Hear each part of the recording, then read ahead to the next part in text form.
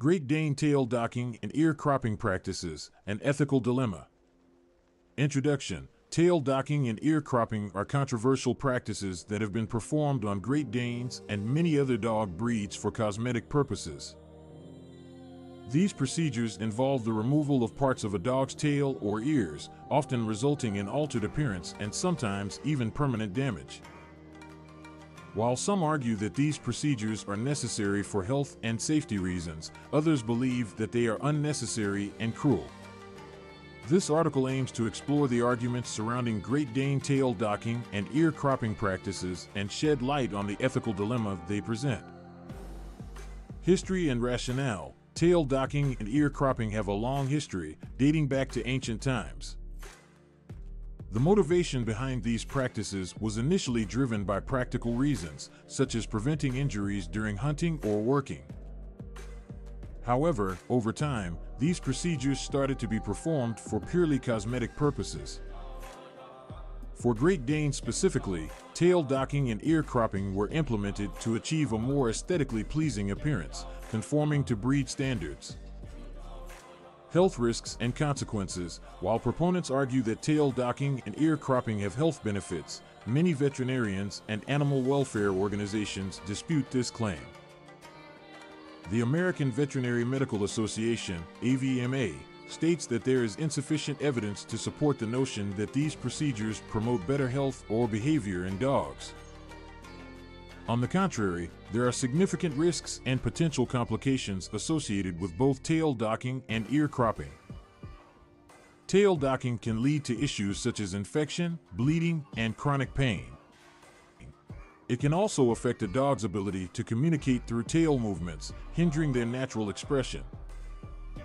Similarly, ear cropping carries various risks, including infection, excessive bleeding, and improper healing.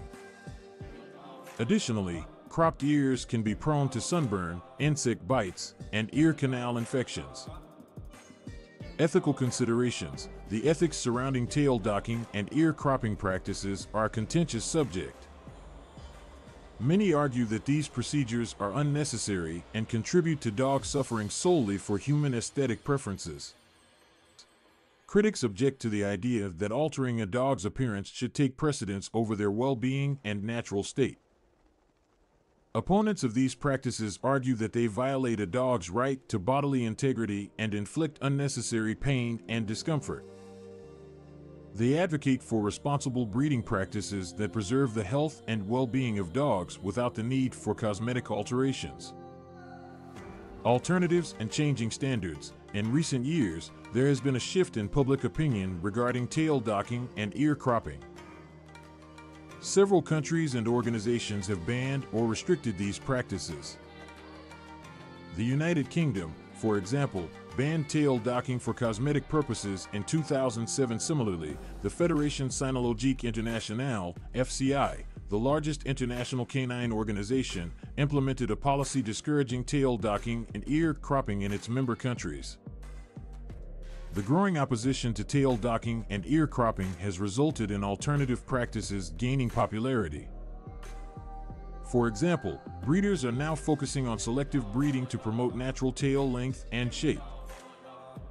Similarly, efforts are being made to educate owners about the importance of proper ear care, reducing the need for cropping.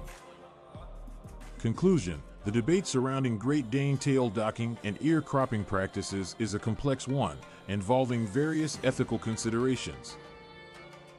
While proponents argue for the preservation of breed standards and perceived health benefits, opponents emphasize the importance of a dog's well-being and natural state. As society becomes increasingly conscious of animal welfare, the popularity of these procedures is declining and alternatives are being explored. Responsible breeders and owners are recognizing the importance of preserving a dog's natural appearance and well-being, ultimately challenging the acceptance of cosmetic alterations. It is time to prioritize the health and happiness of our canine companions over arbitrary aesthetic standards, and together we can create a future where these unnecessary and potentially harmful procedures are no longer practiced.